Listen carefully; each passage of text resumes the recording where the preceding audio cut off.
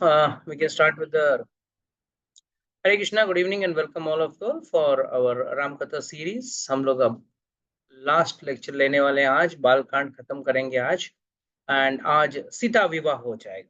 We'll have Sita and Lord Rama and Sita getting married today's class. So let's take a fast recap. तो एक 5 minute में एक will fast recap अब तक क्या discuss किया हमने, तो उसके बारे में 2 मिनट डिस्कस कर लेते हैं. So the whole इतिहास of Ramayana is nothing but Vedas. जो वेद हैं वो पढ़ने के लिए उसको संस्कृत के ज्ञान लगता है. दूसरा, वेद बहुत बहुत बड़ा है, इतना बड़ा है कि पूरी आयु कम पड़ जाएगी आपको वेद पढ़ने की, और फिर भी समझने के लिए भी आपको मुश्किल होगा. तो इसके लिए वाल्मीकि जी ने इस पूरे वेदों को इजी करके एक कहानी के स्वरूप में और इस रामचंद्र जी की लीला के स्वरूप में हमको बता दिया है. So that is actual Ramayan.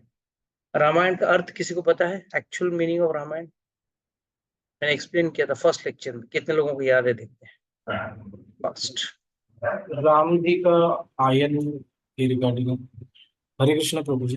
Ram Ram भगवान जी का आयन के रिगार्डिंग. हेलो प्रिबुल.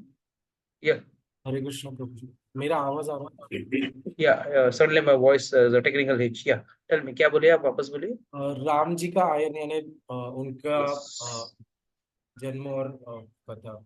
एक मैंने बोला उत्तरायण दक्षिणायन जैसा जो प्रवाह है, जो ट्रैवल है, उत्तरायण में भी सूर्य उत्तर की तरफ जाती है, दक्षिणायन में दक्षिण की तरफ जाती है. वैसे रामचंद्र जी का भी वन में आयन हुआ था. दूसरा वन में उनको प्राप्त किया गया, जिस रामायण में रामचंद्र जी और सीता मैया का प्राप्ति होता है. So Balkand is up to the marriage of Ramchandra ji. जन्म से लेके उनके विवाह तक का है. जन्म में हमने देखा कि दशरथ महाराज बहुत चिंतित थे कि शादी कैसे होगा, और उन्होंने अश्वमेध यज्ञ किया. फिर ऋषि श्रृंगी को बुलाकर उन्होंने पुत्र कामिष्टि यज्ञ करवाया, जिससे एक यज्ञ पुरुष आए उस यज्ञ कुंड से, और उन्होंने एक पायसम दिया. पायसम मतलब खीर का एक बड़ा पॉट दिया, जो दशरथ महाराज ने अपनी रानियों को बांट दिया, जिनसे राम, लक्ष्मण, भरत और शत्रुघ्न 4 बच्चे पैदा हुए.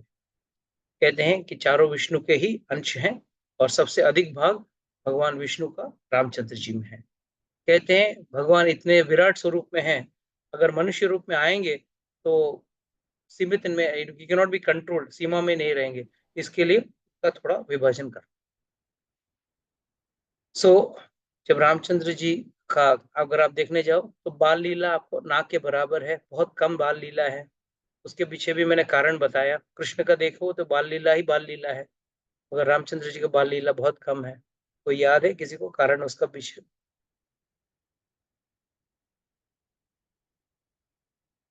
आजकल मंद सुमंद मत हो, बोलिए.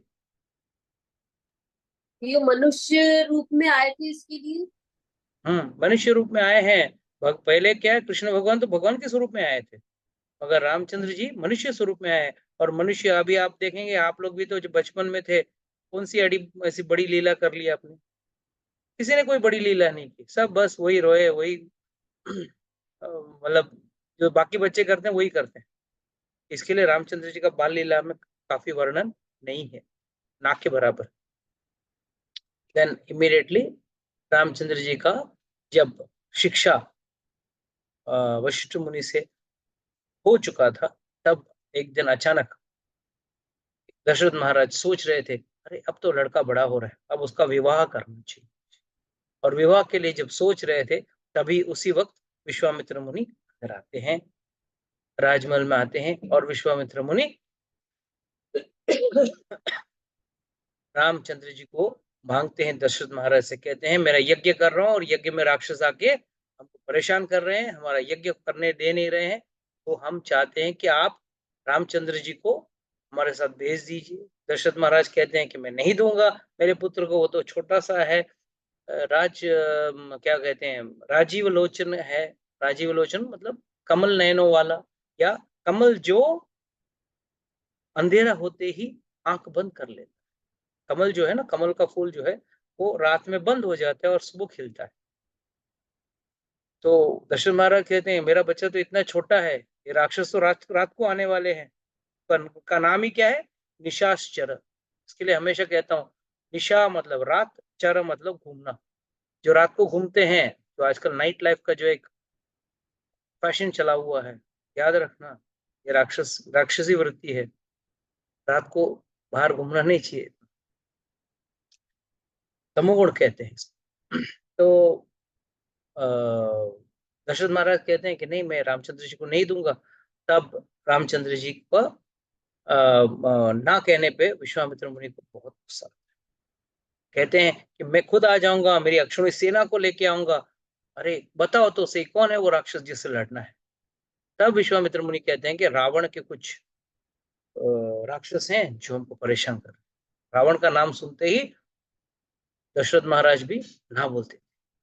और जब विश्वामित्र को क्रोध आता है, पर वो जाहिर नहीं करते, बोलते हैं तू सुखी रहे, अपने मित्र बांधवों के साथ सुखी रहे। तब वशिष्ठ मुनि उनको, दशरथ महाराज को बाजू में बुलाते हैं और कहते हैं भाई आप चिंता मत करो, इनके साथ अपने पुत्रों को भेज दो, राम और लक्ष्मण को भेज दो, बहुत ही फायदा होगा आपका लड़के का।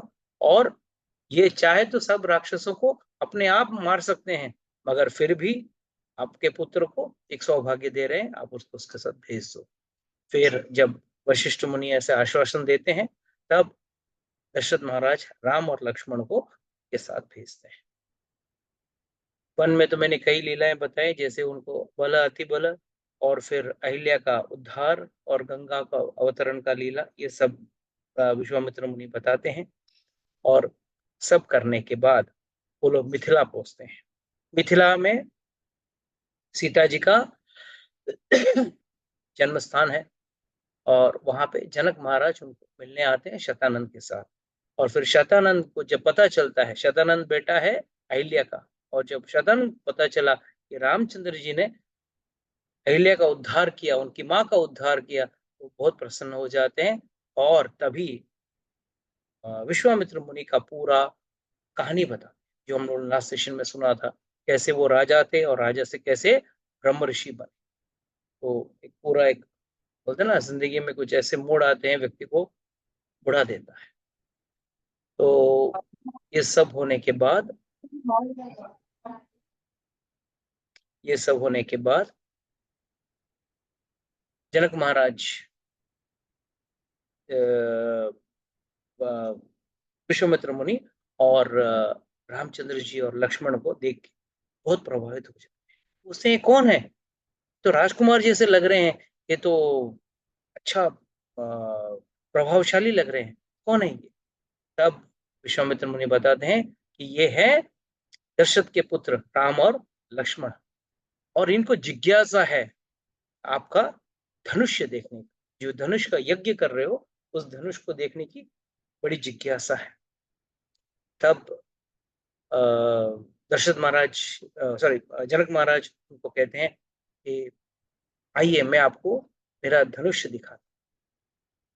और वो अपने मंत्रियों से कहते हैं, अपने सिपाहियों से कहते हैं जाओ लेके आओ। और 500 लोग, 500 तगड़े लोग जाके उस लोहे के बक्से को खींच कर लेके आते। कहा जाता है कि उस बक्से को थोड़ा खींचते, एक आधा मीटर खींचते, फिर आधा घंटा आराम करते, इतने थक जाते थे सब बलशाली लोग, इतना भारी था वो धनुष।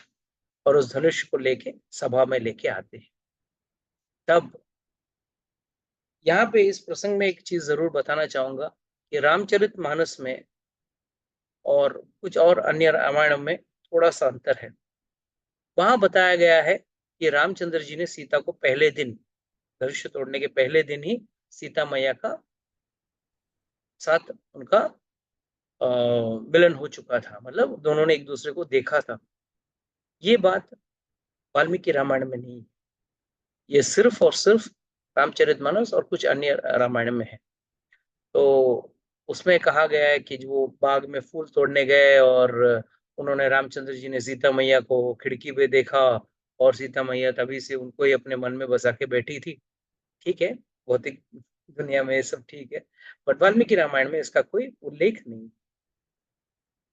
तब रामचंद्र जी को जनक महाराज कहते हैं कि आओ देखो, मैंने ये धनुष लेके आया। तब वशिष्ठ सॉरी विश्वामित्र मुनि रामचंद्र जी को कहते हैं, जाओ जाके देख लो। जब तक गुरु की आज्ञा नहीं हुई, रामचंद्र जी देखने नहीं गए।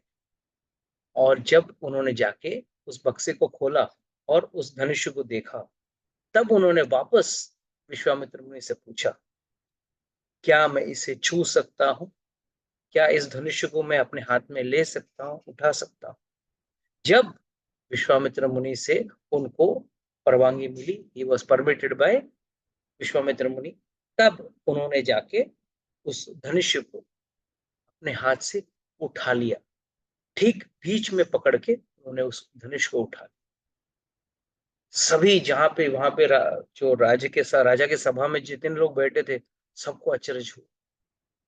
इतने लोग आए थे मगर कोई भी उस धनुष को उठा नहीं पाया। मगर रामचंद्र जी एक ही झटके में बिना कोई परिश्रम किए आसानी से उस धनुष को उठा लिया। और ये धनुष किसका धनुष था? ये शिव जी का धनुष था। एक बार किसी राक्षस को मारने के लिए विश्वकर्मा ने 2 धनुष का निर्माण किया। एक शिव धनुष, एक शिव जी को दिया गया और एक विष्णु जी को दिया।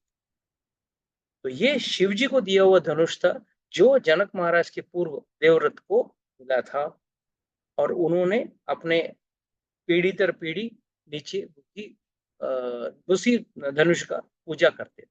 They were worshipping that very bow from the very first generation to this present Mithi Raja, that is राजा जनक के अंत। So राजा जनक जो है, इट इज लाइक अंग्रेजी में वो ब्रिटिश में Edward the first, Edward the second, Edward the third, king George the one, George the second, George the third.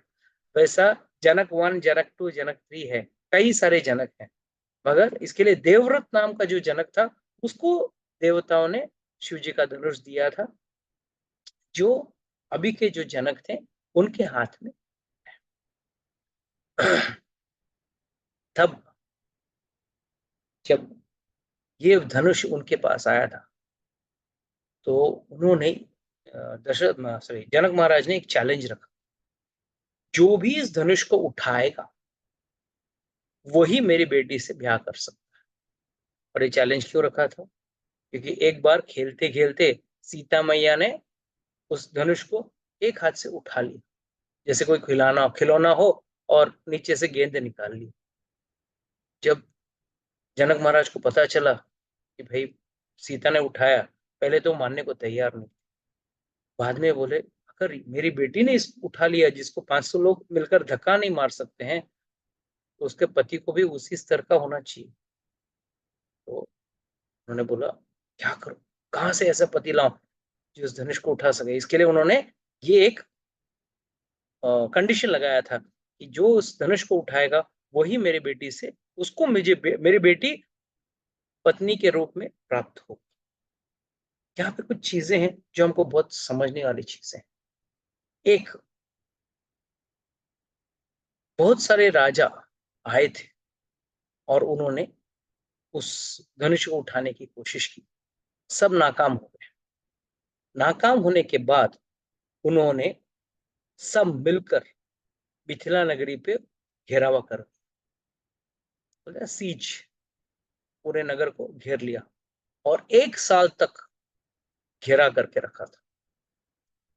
महाराज जनक कहते हैं कि मेरे पूरा जितने भी रसद था, जितना भी सामग्री थी, सब खत्म होने को आया।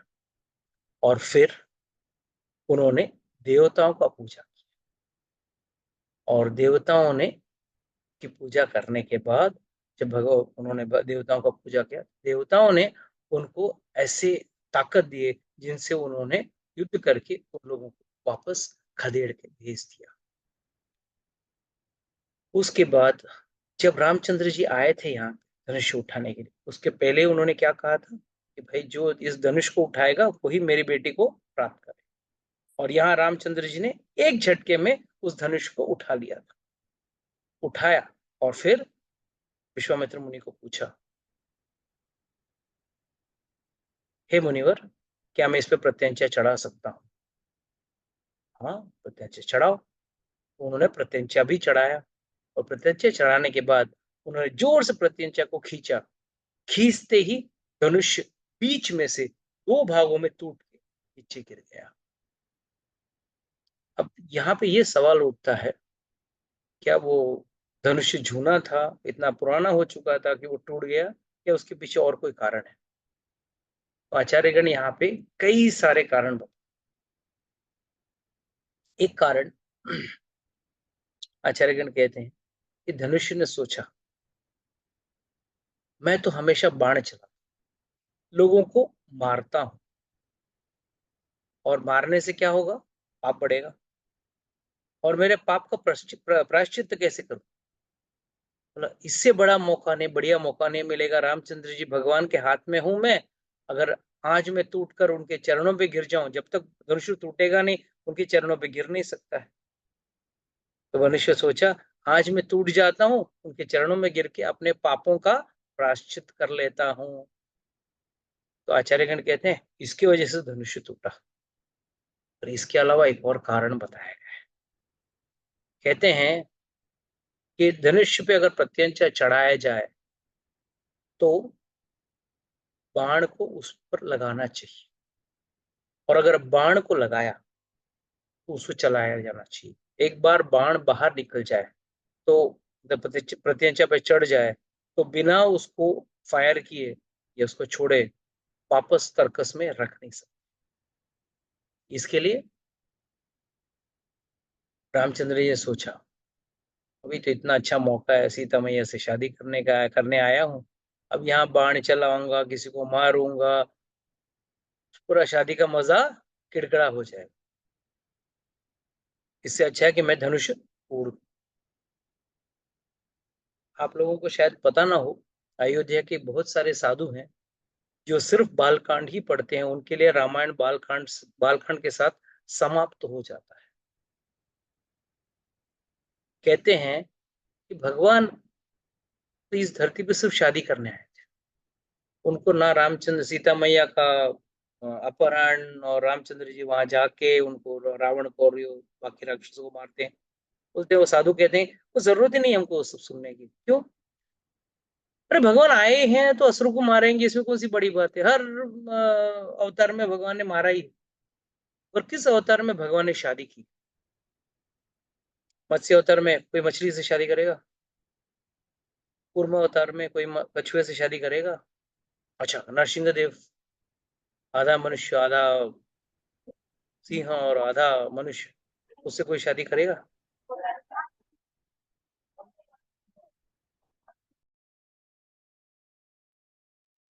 किससे शादी करे? कोई भी आप भगवान का लीला देख लो, अवतार देख लो, सिर्फ दो अवतार में भगवान की ब्याह हुई थी। एक है कृष्ण लीला और एक है रामचंद्र जी। कृष्ण की लीला में रामचंद्र भगवान की तो थोक में शादी हुई। कितना? 16,108, ये तो ऑफिशियल है। और कई सारी गोपियों के साथ तो उन्होंने रास खेला भी था। पर हर शादी में अगर आप देखने जाओ ना, बहुत ही खतरनाक सिचुएशन था। जैसे रुक्मिणी के साथ विवाह कैसा था? रुक्मिणी का अपहरण करके विवाह किया था, पता है कि नहीं? रुक्मिणी का अपहरण करके विवाह हुआ, और फिर भागते भागते साले साले साहब पीछे भाग रहे हैं। साला कौन है? रुक्मी पूरे सेना को लेके जा रहा है, और कृष्ण भगवान उनको युद्ध में हरा रहे हैं, बलराम जी। और एंड में रुक्मी का आधा बाल और आधा मूछ निकाल के छोड़ देते। सोचो अगर शादी के मौके पे ऐसा वीडियो निकले, कैसा वीडियो निकले? हम ही सब शादियों में जाते हैं, वीडियो निकालते हैं, कैसा ना सब कुछ अच्छा अच्छा दिखा है ना, बढ़िया। लड़का लड़की को देख के हंस रहा है, लड़की लड़की को देख के हंस रहा है, दोनों एक दूसरे पे वरमाला डाल रहे हैं। जामवन की बेटी जामवती के साथ कृष्ण की विवाह हुई, किथे कैसे हुई थी? 28 दिनों तक युद्ध करना पड़ा जामवन को और कृष्ण भगवान को। और 28 दिन के युद्ध के बाद जाके कहीं जामवन जी ने कहा प्लीज मेरी बेटी को ले लो। सोचो, ससुर के साथ 28 दिन तक युद्ध हो रहा है और बाद में लड़की से शादी कर रहे हैं, उनकी लड़की के साथ। तो ये सब देखने के बाद अगर आप लगे कि कृष्ण भगवान की शादियां इतनी हुई, पर जहां पे भी देखो, चाहे वो नरकासुर को मार के हुई हो या बाकी सबसे कोई भी विवाह हो, कहीं भी आपको इतना शांति से जैसे हम लोग चाहते हैं वैसा विवाह नहीं, कि वहां पे भगवान आए थे लोगों को बचाने। और यहाँ पे कहते हैं कि एक बार लक्ष्मी देवी ने विष्णु भगवान को बोला, अरे हम तो अनंत काल से पति पत्नी हैं, जब से हम दोनों प्रकट हुए तभी से हम पति पत्नी हैं। हमारा ऐसा तो विवाह कहीं है, मैरिज एनिवर्सरी है विष्णु और लक्ष्मी का, कहीं पे नहीं है। तो उन्होंने पूछा चलो अच्छा है, एक बार जाके ऑफिशियल मैरिज कर दो, शादी कर दो। तब भगवान विष्णु ने बोला हाँ ठीक है, चलो जाके शादी कर। यहाँ पे पिता कन्यादान करेगा, हाँ, ससुर रहेगा, मेरे भाई रहेंगे, रिश्तेदार रहेंगे, और ऑफिशियल बढ़िया मैरिज होगा जहाँ पे कोई क्लेश नहीं हो, कोई मारामारी ना हो, जैसे कृष्ण लीला में हुई थी, कोई मारधाड़ ना हो। तो उन्होंने भी हाँ बोला। तो उन अयोध्या के साधुओं का कहना है कि भगवान तो सिर्फ ब्याह करने आए। हाँ, उनको तो अच्छी तरह से पता था जो धनुष उठाएगा उसको क्या करना पड़ेगा, ब्याह करना पड़ेगा। पता था ना, ऐसा नहीं कि अनजान थे, अरे उठा लिया अच्छा चलो अभी शादी कर लेता हूँ, पहले ही बताया था यार जनक महाराज ने। फिर भी उन्होंने जाके उस धनुष को उठाया, वो चाहते थे मेरी शादी हो जाए सीता मैया के साथ। तो उसकी आवाज इतनी जोरदार थी कि जो उस सभा में जितने लोग थे सब बेहोश होके अपने कुर्सियों से नीचे गिर गए। सिर्फ गिने चुने कुछ लोग, जैसे जनक महाराज, लक्ष्मण, विश्वामित्र और सीता मैया, ये चार लोग नहीं। उसका पीछे कारण भी कहा गया है। आचार्यगण कहते हैं कि जिसका मन भगवान पे लगा हो, जनक महाराज जी भगवान पे मन लगा के बैठे थे, विश्वामित्र भी गुरु बन के बैठे थे, और last but not the least Lakshman और सीता मैया भी, हाँ मेरे पतिदेव आएंगे। और वो कौन है, वो लक्ष्मी है, स्वयं है, जिन्होंने उस धनुष को उठाया था। बाकी कमजोर थे, तो इसके लिए जब धनुष टूटा सब लोग उस आवाज से एक कुछ पल के लिए बेहोश हो गए, पर ये चार लोग हर्षित हो गए, खुश हो गए। क्यों? सीता मैया को अपना वर मिल गया, जनक महाराज को अच्छा दामाद मिल गया जिसका वो खोज कर रहे थे इतने सालों से, और उनको चिंता भी था अरे भाई कहाँ से मिलेगा। और लक्ष्मण जी भी खुश हो। तो कहते हैं कि जैसे वो लोग होश में आए, जनक महाराज इतने खुश हो गए, उन्होंने जाके तुरंत जाके विश्वामित्र मुनि से धन्यवाद कहा, और उन्होंने बोला कि अभी अपने दूतों को भेजता हूँ और दशरथ महाराज को बुलाता हूँ, जाके बोलो दशरथ महाराज ने, जनक महाराज ने तो दशरथ महाराज को बोलो कि रामचंद्र जी ने उस धनुष को उठाया, और उसको उठाया ही नहीं, उसको तोड़ भी दिया। इसके लिए उनको एक प्राइज, एक पारितोषिक दिया जाता है, और उस पारितोषिक के रूप में क्या दिया जाता है, सीता मैया का हाथ। तो आपको आना है और इस ब्याह को अच्छी तरह से बचाना है। यहाँ पे रामचरितमानस में बहुत अच्छा लेख है, कहा गया है कि दुनिया का सबसे पहला बारात था, जहाँ बाराती थे ढोल नगाड़ों के साथ। राजा का बारात, पूछने की जरूरत क्या है, सोना चांदी ये वो, घोड़े रथ हाथी सब थे, सिर्फ दूल्हा मिसिंग था। बिना दूल्हे का बारात अगर कोई था तो पहला बारात रामचंद्र जी, तो रामचंद्र पहले पहुंच गए, ससुराल में पहले खड़े हैं, वेट कर रहे हैं। और जनक अपना दशरथ महाराज पूरी सेना अपने बाकी पुत्रों के साथ लेके जा। जब 4 दिन की यात्रा होने के बाद वहां पहुंचे, तब जनक महाराज ने उनका स्वागत किया और बढ़िया प्रेम से उनको रामचंद्र जी के वीरता के बारे में बताया कि भाई कैसे उन्होंने उस धनुष को तोड़ा। ये सब होने के बाद बोल दिया कि आज आप श्राद्ध कर्म कर लेना, अनुष्ठान जो भी हो कर लेना। शादी कैसे होनी चाहिए ये हमको रामायण से सीखनी चाहिए। शादी एक बड़ा पवित्र संस्कार है। विवाह संस्कार एक बहुत बड़ा संस्कार है। जैसे जन्म संस्कार होता है, अंतिम संस्कार होता है, 16 संस्कार है मनुष्य के जीवन में। उसमें से सबसे महत्वपूर्ण ये भी संस्कार है कि विवाह संस्कार। और उस विवाह संस्कार में बहुत ध्यान से सुनना, कैसे एक आचरण होनी चाहिए, कैसे अच्छी चीजों का पालन करते हुए, व्रत का पालन करते हुए ब्याह होना चाहिए। आजकल की विडंबना ये है कि पहले दिन, शादी के पहले दिन रात को क्या होता है, बैचलर्स पार्टी, शराब की पार्टी, जिसमें शराब पिया जाता है, नॉनवेज खाया जाता है, सब फालतू चीजें होती है।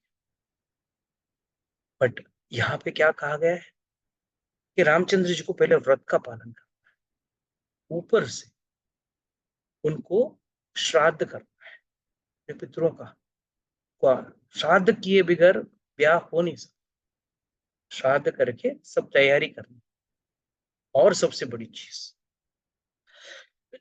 जब जनक महाराज दशरथ महाराज आए थे, जब तब विश्वामित्र मुनि ने एक और प्रस्ताव रखा। देखो, तुम्हारी और एक बेटी है उर्मिला, उसका ब्याह आप लक्ष्मण के साथ करो। और आपका भाई, उसकी 2 पुत्री हैं, मांडवी और श्रुतकृति, उनका भी भरत और शत्रुघ्न के साथ शादी करा दो। सब लोग खुश हो गए, वाह, एक ही मंडप में 4 शादी एक ही साथ, वेरी खुश सब लोग। तो चारों को व्रत रखने का आ गया। और अगले दिन सुबह, बहुत अच्छा वर्णन है, लोग कहते हैं कन्यादान, क्या एक औरत कोई इतनी ना, क्या बेटी कोई ऐसी छोटी चीज है जिसको दान दिया जाए? बहुत गलत सोच। ये आजकल व्हाट्सएप में सब बातें जो चलती है, लोग बिना ज्ञान के जो बड़बड़ाते हैं, बहुत गलत करते हैं। याद रखना, पहले चीज वशिष्ठ मुनि, जो दशरथ महाराज के पुरोहित थे, उन्होंने जाके आवाज लगाई, अरे यहाँ पे एक लड़का खड़ा है ब्याह के लिए, कोई है क्या यहाँ पे जो लड़की दे सकता है उसके लिए? तो क्या कर रहे हैं, याचना कर रहे हैं, या सीधे बहुत सही सही सरल अर्थ में कहूं तो भीख मांग रहे हैं कि कोई है जो अपनी लड़की हमको दे सकता है क्या? इसको कह रहे हैं जनक महाराज को। और जनक महाराज ने बोला, अरे आपको किसने रोका है, आइए अंदर आइए, विवाह तो सब तय हो चुका है। तुरंत जनक महाराज अपने पुत्रों के साथ अंदर आते हैं। और तब पाणी ग्रहण समारोह पहले होता है। तो पाणी ग्रहण किसे कहते हैं? जहां पे लड़की का हाथ लड़का अपने हाथ से पकड़ता है और उसके ऊपर लड़की का पिता जल डालता है, जल डालता है मंत्रों के साथ। इसका मतलब क्या है कि आज से मेरी बेटी आपकी हुई।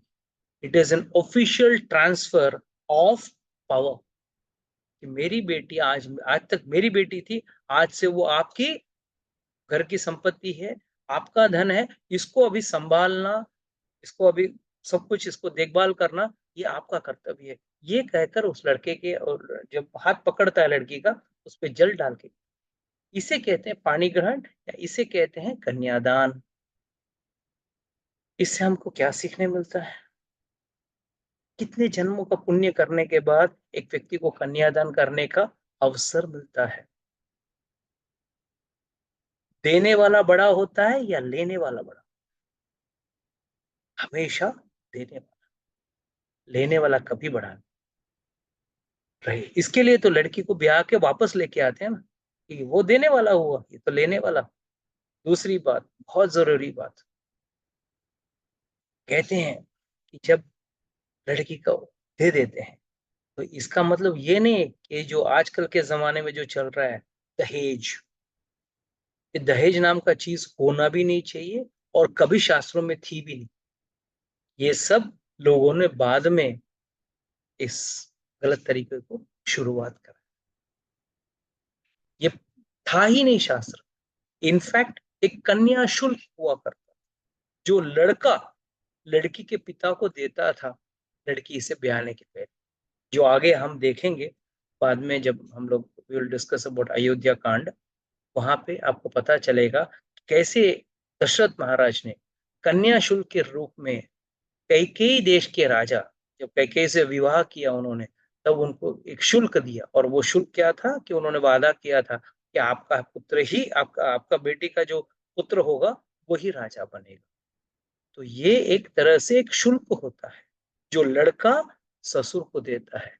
पर आजकल हम देखते हैं विडंबना ये है कि दहेज के नाम पे घर के कर बर्बाद हो रहे हैं, परिवार बर्बाद हो रहा है।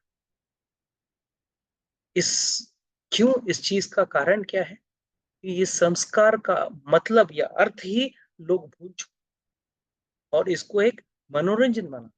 आज लोग बड़े बड़े ब्याहों में मनोरंजन के लिए लोगों को बुलाते हैं, सब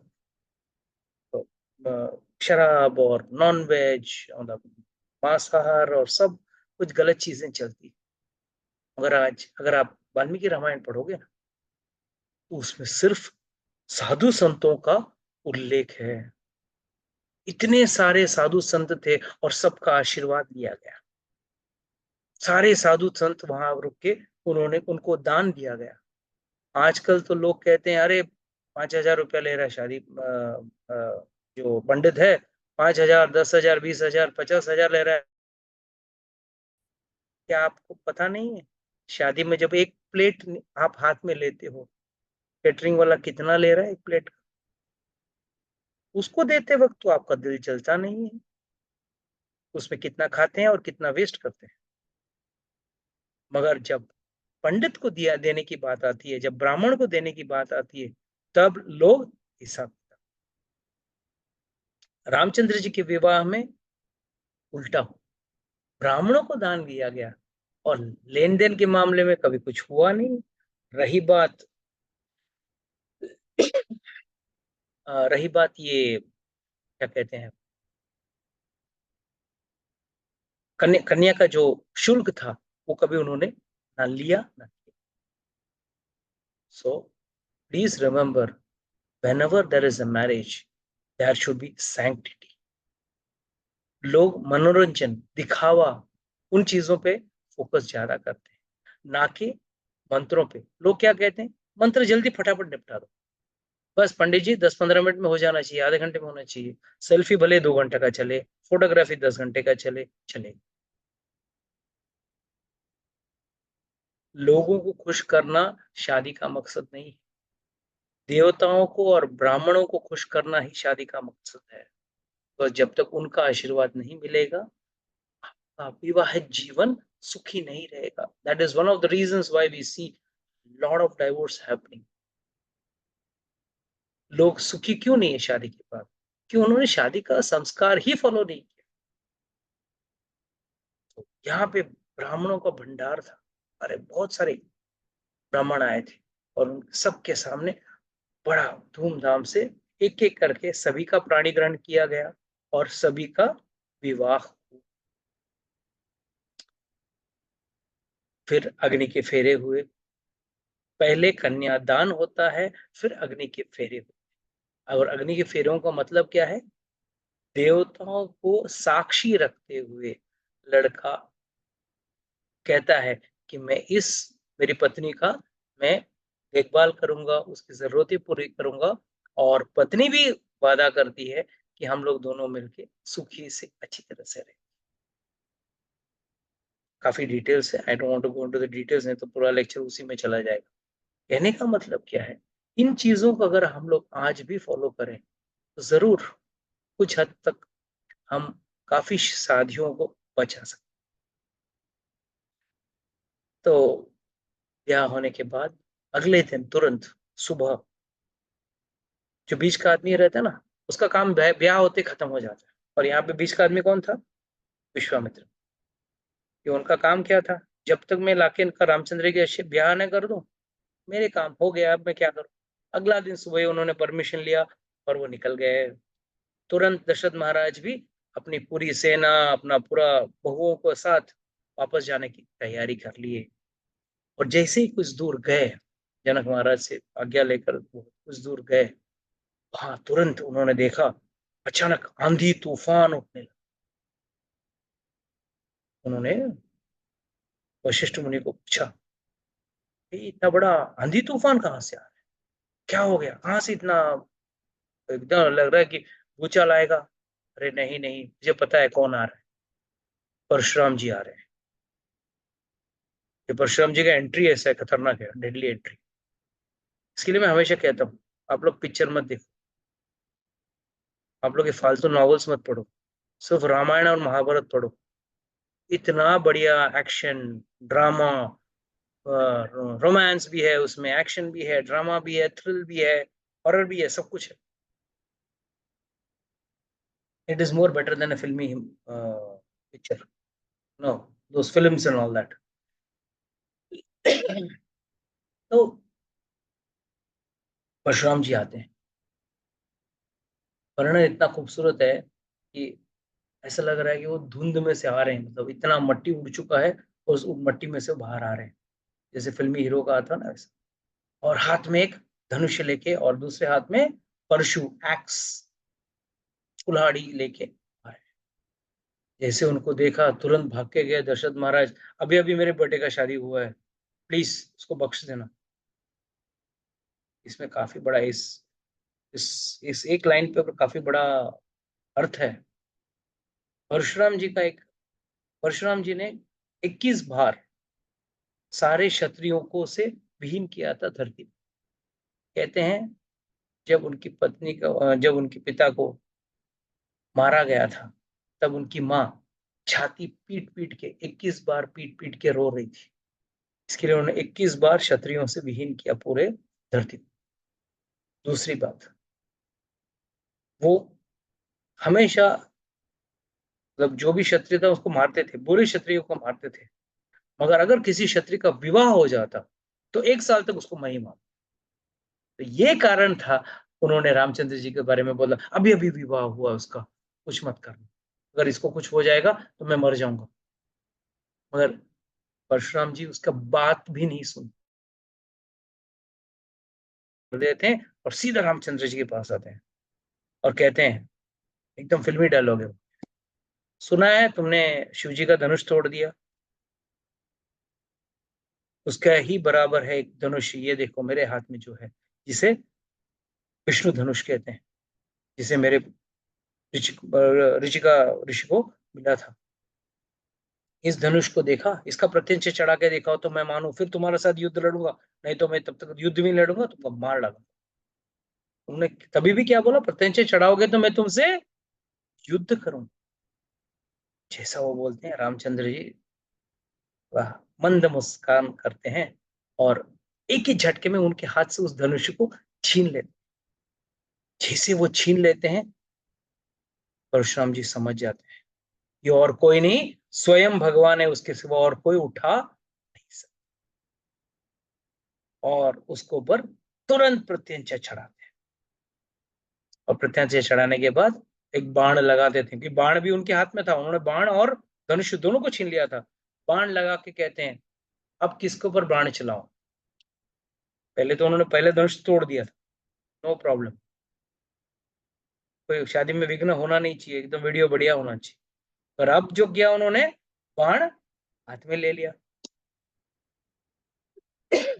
और उन्होंने बोला कि अब बोलो मैंने बाण खींच लिया है, अब किधर किस पर चलाऊं। तो परशुराम जी थोड़े डर जाते हैं, तो कहते हैं, डरो मत, मैं ब्राह्मण पे कभी वार नहीं करता, मैं आपको दो ऑप्शन देता हूँ, या तो आपकी गति उसको उड़ा देता हूँ, या तो आपके पुण्य लोक उड़ा देते।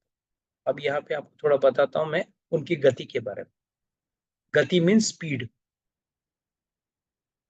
21 बार इस धरती को पूरी तरह से जीतने के बाद उन्होंने एक अश्वमेध यज्ञ किया था परशुराम जी ने, और कश्यप मुनि को उस धरती को दान में दे दिया। और एक बार दान देने के बाद वो यहाँ पे कश्यप मुनि ने बोला तुम यहाँ नहीं रह सकते, तुमने मुझे दान दे दिया, तो अब तुमको कहाँ रहना पड़ेगा, इस धरती पे नहीं रहना, कहाँ भी जाके रहो रहे। तो वो चले गए मेरू पर्वत। तो उन्होंने तपस्या के बल से उनको क्या मिला था, एक सुपर फास्ट स्पीड। मन की गति से वो धरती से सीधा सुमेरु पर्वत सॉरी मेरू पर्वत में जा सकते थे, और मेरू पर्वत से कभी भी आना है तो तुरंत आ सकते। इसके लिए दिन में आके चर घूमते थे, मगर रहना उनका मेरू पर्वत। तो बोलते हैं मेरे गति को मत मारना, ये गति से ही मैं आ सकता हूं और जा सकता हूं। और रही बात मेरे पुण्य लोगों का, उनको उड़ा दो। तो क्या रामचंद्र जी ने उनके पुण्य लोगों को उड़ा दिया, उनके पुण्य खत्म कर दिए? क्या ये उन्होंने अच्छा किया? लोग सोचेंगे अरे ये कैसे भगवान है जो भक्त का पुण्य ले रहे हैं, पुण्य खत्म कर रहे हैं। मैंने हमेशा कहा है आप लोगों को, जब तक व्यक्ति के पास पुण्य और पाप जमा रहेंगे उसको जन्म लेना पड़ेगा, पुण्य भोगने के लिए और पाप भी भोगने के लिए। पुण्य में आप सुख भोगोगे, पाप में आप दुख भोगोगे। अगर ज्यादा पुण्य है तो स्वर्ग में जाओगे और वापस धरती पे आओगे, और ज्यादा पाप है तो नरक में जाओगे, वहां पीड़ा पाओगे और फिर वापस आओगे। तो एक्चुअली उन्होंने उन पर कृपा किया कि भाई तुम्हारे पुण्य लोग तो चले गए, पाप तो आपने कुछ किया नहीं है, तो आप जाओ वापस। तो यहाँ पे एक बड़ा सवाल उठता है, कई लोग पूछ सकते हैं प्रभु जी परशुराम जी भी तो विष्णु के अवतार हैं, दशावतार में एक अवतार परशुराम जी, और रामचंद्र जी भी भगवान स्वयं है, तो एक अवतार दूसरे अवतार से लड़े क्यों? सवाल उठता है कि नहीं? तो यहाँ पे एक समझना है कि परशुराम जी, अच्छा अवतार में कई तरह, लीला अवतार, शक्त्यावेश अवतार, ऐसे कई तरह के अवतार। उनमें से परशुराम जी जो थे वो शक्त्यावेश अवतार है। शक्त्यावेश अवतार का मतलब क्या है? कोई अच्छा व्यक्ति होता है जिसको भगवान शक्ति प्रदान करते हैं कोई विशेष कार्य करने के लिए, to do a specific action और an activity, lord empowers him. तो परशुराम जी को ब्राह्मण तो थे ही थे, उनको पर कृपा करके उनको ताकत दे दी ताकि वो 21 बार धरती को बुरे क्षत्रियों से विहीन कर दे। तो और अब जो उन्होंने धनुष उनके हाथ से छीना, कहते हैं उनका अंदर जो ताकत दिया था वो भी छीन लिया। इसके लिए अगर आप महाभारत में देखोगे ना, परशुराम जी से भीष्म पितामह सीखते हैं पूरा युद्ध नीति, गुरु जी थे। भीष्म पितामह में गुरु कौन थे जिनको उनको युद्ध सिखाया? परशुराम जी। मगर जब अंबा अंबालिका के कारण जो युद्ध होता है उसमें परशुराम जी जीत नहीं पाते हैं भीष्म पितामह के साथ लड़ते हुए। भीष्म और परशुराम जी का बहुत बड़ा युद्ध होता है और उसमें वो जीत नहीं। तो कहने का यहाँ पे मतलब भावार्थ ये है कि उन्होंने उनसे वो ताकत ले ली और अपने उनके पुण्य लोगों को खत्म कर। ये करके परशुराम जी स्वयं प्रणाम करते हैं और तुरंत अपने धाम चले जाते हैं, समझ जाते हैं कि वो स्वयं भगवान है। जब इनको अपना होश वापस आता है, दशरथ महाराज को देखते हैं परशुराम जी गए, उनको लगता है कि पुनर्जीवन हो गया उनका, और उनका बेटे का पुनर्जीवन हो गया, कि उनको ये सब पता नहीं था, वो बेहोश हो गए थे, इतना डर गए थे। तो उसके बाद पूरी बारात वापस अयोध्या आती है बहू के साथ, और यहाँ पे उनका अच्छा स्वागत होता है, और सारी बहुओं को सासू माएं अंदर अपने अपने कमरों में लेके जाके उनको अच्छी तरह से सजा धजा के रखती हैं। यहाँ पे बालकांड समाप्त होता है, बट उसके पहले एक छोटा सा प्रश्न मैं पूछना चाहूँ। इतने लोग आके प्रयास किए धनुष को उठाने के लिए, क्यों रामचंद्र जी सफल हो सके? कोई कहेगा वो तो प्रभु जी वो तो भगवान है, तो भगवान क्यों नहीं सफल होंगे, वो तो सीता मैया के पति हैं, अनंत काल से वो पति है, उन्होंने उठाया। और आचार्यगण यहाँ एक बहुत विशेष टिप्पणी करते हैं, कहते हैं बाकी जितने लोग आए थे ना, गुरु के साथ नहीं आए थे, अकेले आए थे। अकेले आके उन्होंने प्रयास किया। और रामचंद्र जी ने क्या बताया कि जीवन में जब भी प्रयास करना हो तो साथ में कौन होना चाहिए? गुरु होना चाहिए। गुरु के बगैर प्रयास जो है वो विफल होता है। रामचंद्र जी हमको हर मोड़ पे सीख देते हैं कैसे जीवन को जीना है, कैसे इस धरती में एक मनुष्य को अपना जीवन निर्वाह करना चाहिए। तो उसके लिए रामचंद्र जी कहते हैं कि भाई याद रखना, जीवन में कोई भी बड़ा कार्य हो या पड़ाव हो, पहले क्या करना है? गुरु से अनुमति लेनी। उन्होंने हर मोड़ पे पूछा था, गुरु जी क्या मैं देख सकता हूँ? गुरु जी क्या मैं उसे उठा सकता हूँ? गुरु जी क्या मैं इस पर प्रत्यंचा चढ़ा सकता हूँ? उन्होंने हर मोड़ पे गुरु जी का, अपने गुरु का परमिशन लिया था। इसके लिए ही वॉज सक्सेसफुल। इसके लिए हमको भी याद रखना है कि जीवन में पहले चीज तो गुरु का आज्ञा का पालन करना है, और गुरु से पूछ कर ही कोई भी कार्य, चाहे वो आध्यात्मिक हो या भौतिक हो, कोई भी बड़ा कार्य जो है वो गुरु से पूछ कर करना चाहिए। और आखिरी बात, कहीं भी हो, मनुष्य जीवन का निर्वाह अगर कैसे करना है ये सीखना है तो हमको रामायण से ही सीखना चाहिए। रामायण हमको सिखाता है कि एक मनुष्य को सही ढंग से कैसे जीना चाहिए। पहले चीज तो रामचंद्र जी को क्या कहा गया है? क्या उनका, क्या उनको किससे संबोधन कैसे किया जाता है? मर्यादा पुरुषोत्तम। मर्यादा पुरुषोत्तम। मर्यादा पुरुषोत्तम का मतलब क्या है? जो सिर्फ एक ही पत्नी पे अपना जीवन कर आसक्त और मर्यादा में रह के सारे कार्य करेंगे। मर्यादा। और हर जगह रामचंद्र जी बताते हैं, कहीं भी पूरा रामायण जो है वो एक, हमको एक मनुष्य जीवन मिलने के बाद कैसे जीना चाहिए इसका एक उल्लेख लिखा हुआ। और रही बात, कुछ लोग कहते हैं अरे दशरथ महाराज तो रामचंद्र जी को, हाँ माना कि उन्होंने कैकेयी को वादा किया था, पर वादा से मुकर सकते थे। वादा से मुकरने के बाद आराम से रामचंद्र जी को राजा बना के रख सकते थे। और उसका उदाहरण क्या है? जैसे कृष्ण लीला में वसुदेव ने कंस को क्या वादा किया था? जो भी पुत्र पैदा होगा तुझे लाके दूंगा। और जब 8वां पुत्र की बारी आई, उन्होंने चीटिंग किया ना, गपचुप रात को लेके गए, कृष्ण को वहां छोड़ दिए और वहां से योग माया को लेके आए, राइट? तो उसी तरह ये भी चीटिंग कर सकते थे। और उसमें और इसमें अंतर है, बहुत बड़ा अंतर। दो अंतर है। एक, अगर रामचंद्र जी राजा बन के बैठ जाते तो रावण का वध कैसे होता? उनका धरती पे अवतार किसके लिए हुआ? एक तो ब्याह करने के लिए, और उसके बाद जितने भी राक्षस थे जो साधु संतों को सताने आए हैं उनको भी, उनका भी नाश कर।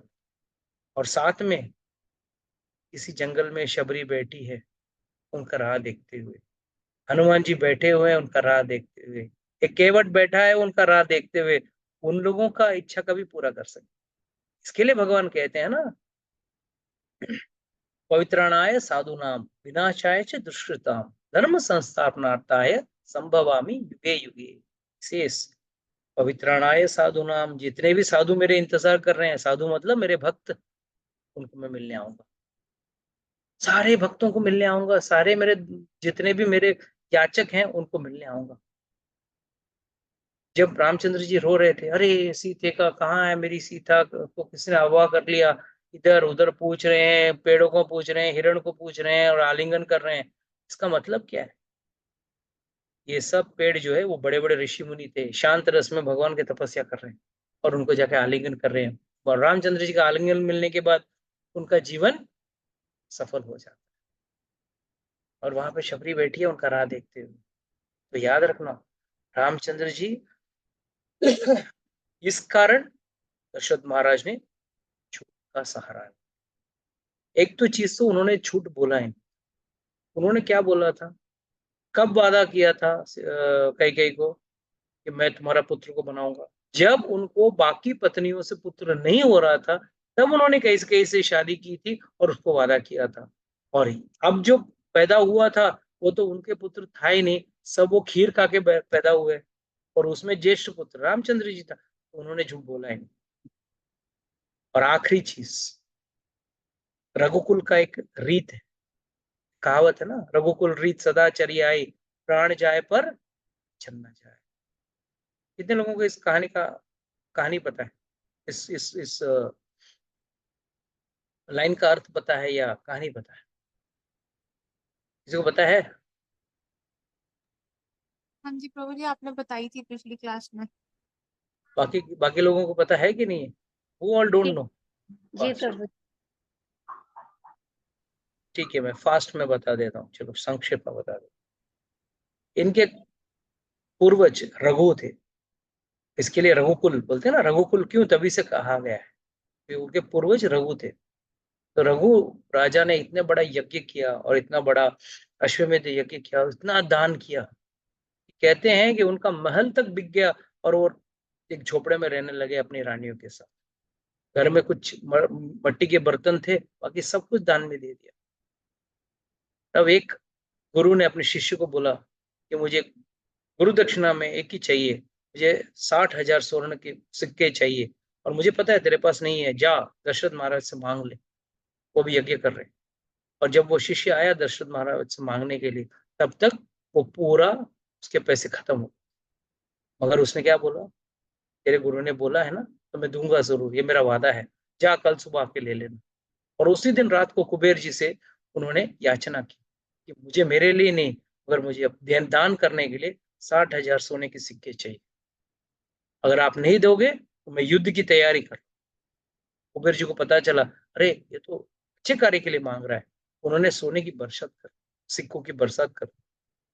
और जब राजा दशरथ ने उसको जमा किया, देखा तो 60,000 से ज्यादा थे। और अगले दिन वो शिष्य आया तो उसके हाथ में दे दिया। तो शिष्य ने बोला, नहीं नहीं, मुझे 60,000 ही कहा, ये तो ज्यादा है। बोला, मैं क्या करूंगा, मैं तो ज्यादा आ गया तो ले ले। इसके लिए उसको त्रेता युग कहा गया। आज के जमाने में शिष्य बोलता, हाँ ले ले, मेरा कमीशन हो जाएगा, बोले। उस जमाने का वक्त अलग था कि आदमी सिद्धांत भी जीता था, अपने वाक्य की सत्यता में जीता। तभी से ये कहावत फेमस हुई, रघुकुल रीत सदा चली आई, प्राण जाए पर वचन। तो कहते हैं कि उन्होंने वचन दिया था कैकेयी माता जी को, उस वचन को पूरा करने के लिए, और इस वचन को पूरा करने में ही फायदा था, उससे पूरा जन समुदाय, सारे पृथ्वीवासियों का फायदा होता था। भक्तों को रामचंद्र जी का दर्शन मिलता और असुरों का संहार। That is the reason why this whole leela happened. So but remember, Balkand is a very important kand, और इसको यहाँ पे हम समाप्त करते हैं। You can stop the recording.